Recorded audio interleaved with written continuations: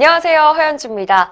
오늘도 코로나 업데이트 시작하겠습니다. 제 옆에는요? 네, 오늘도 최지혁입니다. 반갑습니다. 네, 반갑습니다. 여름 휴가철이 다가왔죠. 많은 분들이 이제 휴가를 생각하고 계시는데 어떻게 좀 대비를 해야 될까요? 네, 이번 주부터 이제 8월 첫 주가 휴가철 피크죠. 네, 지금 보니까 강원도로 피서객이 정말 많이 몰린다고 하더라고요. 이런 상황이지만 작년보다 또 교통량이 늘었다 이런 얘기도 있더라고요. 네네. 저도 사실 하도 답답해서 네. 집에만 이렇게 답답해서 저번 주말에 음. 강원도 근처로 잠깐 이제 차를 몰고 나갔는데 놀랐어요. 차가 많아서. 너무 많고요. 괜찮을까? 이렇게 사람이 많이 모여서 이렇게 휴가를 가는 것도 괜찮을까? 근데 한편은 휴가까지도 가지 못하고 집에만 계속 있으면 이건 또 사람 답답할 텐데. 그렇죠. 휴가를 안 갈 수도 없고 또 가자고 하니 사람들이 많이 모이니까 걱정도 될 텐데요. 어떻게 좀 하면 좋을까요? 우선 좀 근본적으로 이거에 대한 원칙은 좀 지켰으면 좋겠습니다. 자, 산이든 바다든 뭐 혹은 하천이든 계곡이든 네. 야외 공간인 경우에는 감염 위험은 크게 높진 않습니다. 물론 야외 공간이라 하더라도 바로 다다다닥 붙어서 이렇게 줄을 서서 기다려야 되거나 뭐 사람은 몸을 부대끼면서 같이 있어야 되는 네. 그런 경우 빼고는 자체가 크게 문제는 안 된다는 걸 우선 말씀드리고 싶고요. 네. 그러나 그럼에도 불구하고 좀 조심해야 되는 거는 결국 뭐냐면 계곡에 놀러 갔다. 계곡에만 놀러 가면 괜찮아요. 네. 그러나 식당도 계곡에 가고. 예, 맞아요. 네. 잘하시네.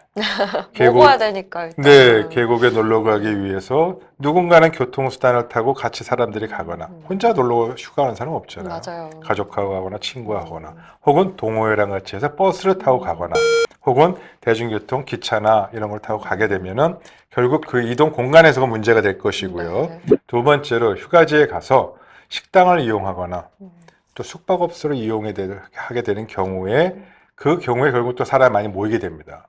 혼자서 먹을 수 있는 상황이 아니잖아요. 네.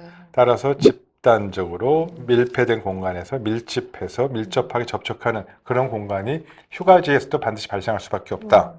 그런 공간, 즉 숙박시설과 음료수, 그다음에 표를 사서 뭐 장시간 기다려야 된다거나 하는 그런 곳을 조심해야 되는데 거기가 감염 위험이 높은 곳인데 결국 그것이 사회적 거리두기, 일상생활 사회적 거리두기가 다를 게 없죠.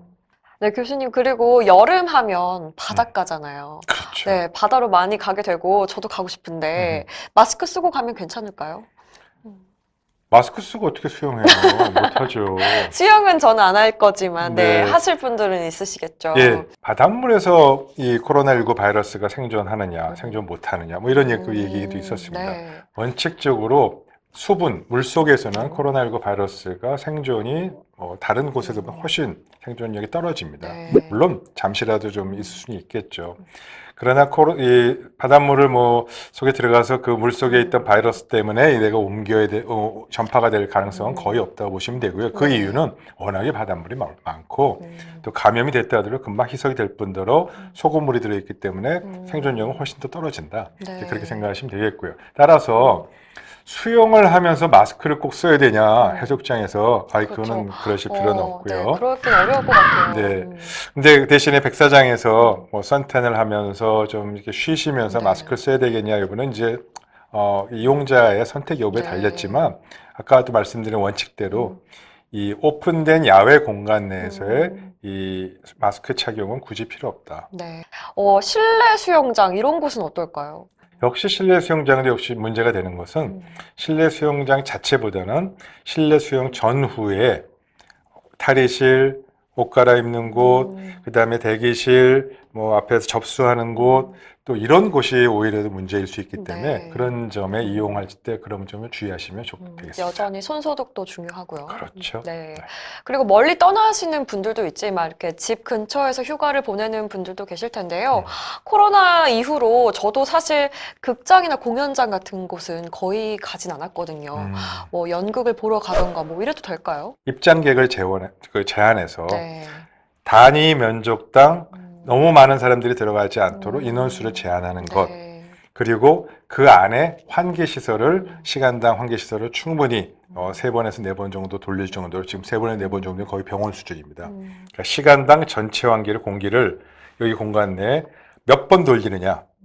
그거에 따라서 정해지는데 보통 2번이 기준이고요. 4번이면 응급실 같은 정도 기준인데 그렇게까지 할 필요가 없지만 보통 2번 정도만 하더라도 환기가 결정되면은 감염 전파율은 크게 높지 않아서 그런 다중 이용 시설의 이 사용 기준을 적절히 지금 따른다면 그리고 개인 위생이나 마스크를 쓰고 사용한다면 감염 위험은 없으니까 그런 극장이든 연극이든 또 그런 시설을 그런 조건 하에서 슬기롭게 이용하시고 휴가를 보내실 수 있으면 좋겠습니다. 네. 1000명이 넘는 대형 예배 공간에서 네. 교회에서 이 감염자가 있었던 어떤 사례가 있었죠. 그런데 놀랍게도 그 나머지 같이 있던 1000분이 한 명도 감염자가 안 생긴 교회도 있습니다. 뭐 때문이었나요? 마스크 쓰기. 어, 그리고 개인 손위생 철저히. 한 그리고 번 더, 네. 예, 이용자 관리, 이동 동선, 들어온 분, 나가신 분, 인적사항 확인하기. 이런 사례는 여러 차례 있었습니다. 네. 그 교회뿐만 아니고 사업장에도 있었고요.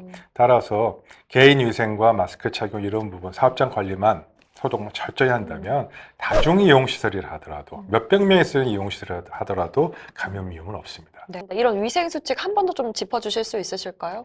네, 아까 말씀드린 대로 위생 수칙이라는 것은 개인 손 씻기, 네. 마스크 착용 이게 가장 중요하고요.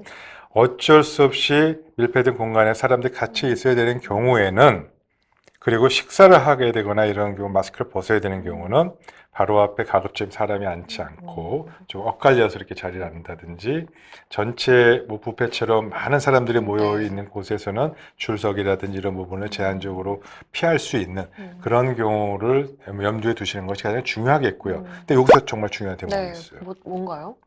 이게 내가 열심히 한다고 되는 일이 아니잖아요. 그렇죠. 내가 열심히 네. 그렇게 하고 싶은데 갔더니 식당에 사람이 너무 많고 또 갔더니 뷔페에 너무 많이 줄이 서 있고 맞아요.